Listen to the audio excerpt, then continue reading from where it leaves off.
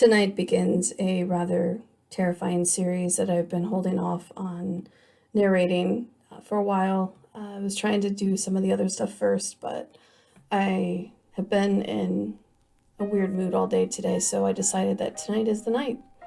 So I'm going to be narrating a rather terrifying series called Lost Dog by HURST. There was something in the washer. I heard it spinning and thrashing water around. I lifted the lid, and it stopped abruptly. My favorite jeans. God bless that woman. She was the best damn mother in the universe. Not to mention, she remembered to wash my favorite pair of jeans for school the next day. On Fridays, St. Luke's Academy let us dress down, as in no dodgy uniforms that smelled of burnt iron and downy. My two younger sisters, Brianna and Ellie, were arguing, and our dog, Pete, was barking his head off at them. "You two ever shut up?" I yelled up from the laundry room in the basement. I heard Pete bark again. "Shut up, Ellie, I didn't take your sweater." I was glad I was a senior and be out of this house in less than 4 months for Ohio State on a biology scholarship. I was planning on going to school to be a veterinarian, and it was one of the best universities on the planet. I'm not joking, Bree. I know you wore it. I bet if I go in your room right now, I'm going to see it. I rolled my eyes, went upstairs to lock myself in the bedroom till supper. I heard Ellie scream just as I approached the top of the basement stairs. "Pete!" Pete was part husky, which meant he had the genes of an escape artist. Once out, he could be gone for hours. Pete, missing, meant I wasn't going to my bedroom to relax. It also meant that I'd have to help my sisters find him. I groaned. How in the hell did this happen? I looked at Ellie and Brianna, who had at least stopped fighting. Ellie opened the door to take the garbage out, and he just ran out. Well, if someone wasn't yelling at me, I might have been more careful. I put my jacket on and grabbed my phone to use it as a flashlight. It was already dark out and only 6 o'clock. We patrolled all the nearby houses and streets. Not a sign of Pete anywhere. I wasn't worried, though. And he had gotten out before, but just always found his way back. Plus, he was microchipped. An hour passed, and Pete was still missing. So we decided to go home and wait it out. 2 days later, and Pete was still missing. So my sisters and I made lost dog flyers. We hung them up around the community, and even put some outside our school, hoping the following Monday, one of our friends from the neighborhood may have seen Pete.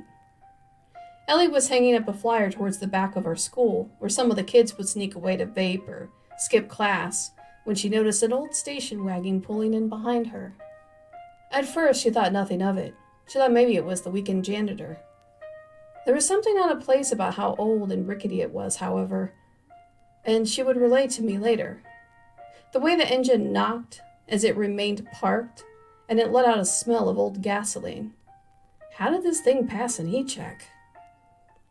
She began to feel eyes on her, and she turned towards the vehicle, now feeling unnerved by its presence. She told me she was trying not to appear frightened, but then it began to pull away when Brianna and I came around to check on her. That was the end of it. The following week went by, and no sign of Pete.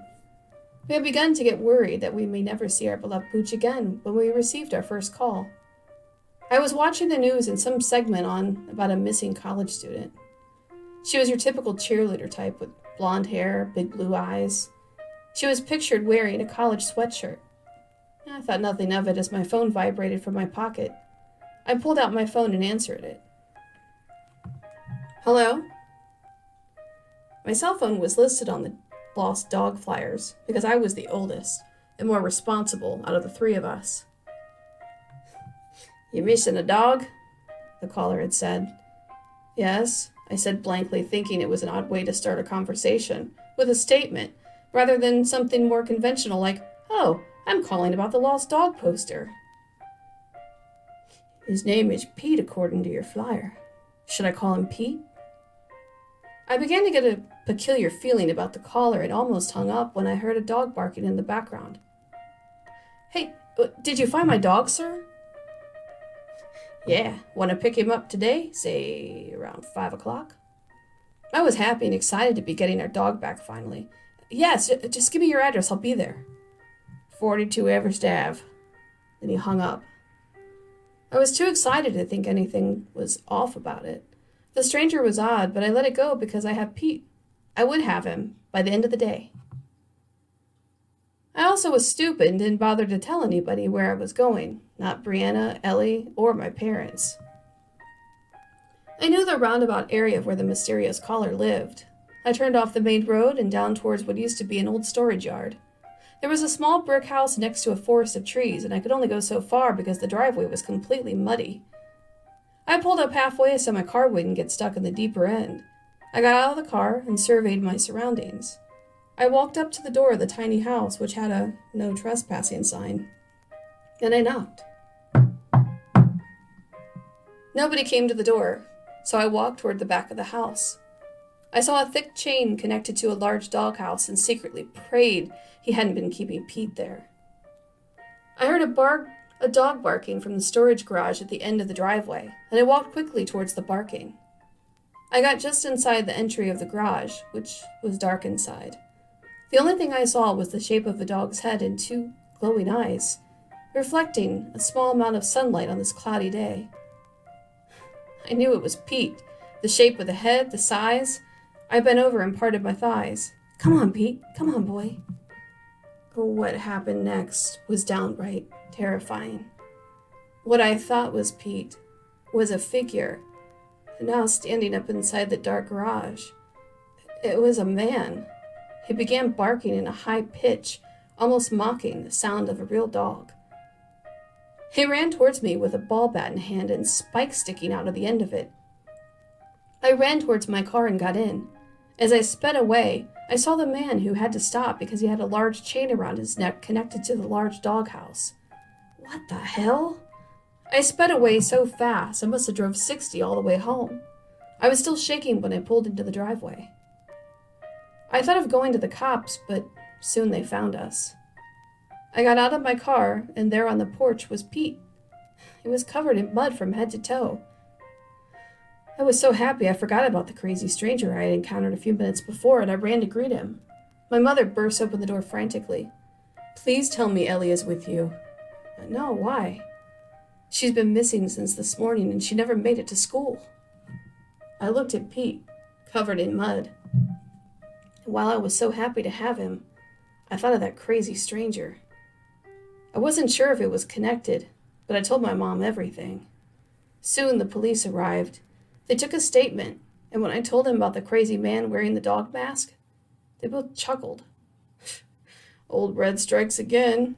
He likes to get a kick out of scaring kids in the area. We'll go out there and take a look. I believe he pranked you, one of the officers said. What the hell? That's funny? It was the craziest shit I've ever seen. How was he not locked up? I was frantic and frightened for the well-being of my little sister. The first 2 days, Ellie was missing, with something out of a nightmare. My parents were zombies who clutched their phones tightly in hopes of hearing some positive news. It never came. Weeks passed, and one morning I was on my way to school, and Brianna, she was with me. We had both grown sullen the last month, especially when we thought of our poor sister. That's when I pulled up to a stop sign. Next to it was a telephone pole with a large lost dog flyer. It was a little warped from the weather, but someone had laminated it so you could see the photo of the dog. The dog pictured was being held by a woman whose photo looked vaguely familiar. I couldn't place it just then. I pulled away, still trying to think of where I had seen her before. I got to school and then it hit me. The photo of that woman was one I saw on the news a few weeks back, the one that had gone missing, the cheerleader. I recalled it quickly now because I remember thinking she was kind of pretty. Now my young mind began to wander. What were the chances of 2 lost dog photos and 2 missing girls?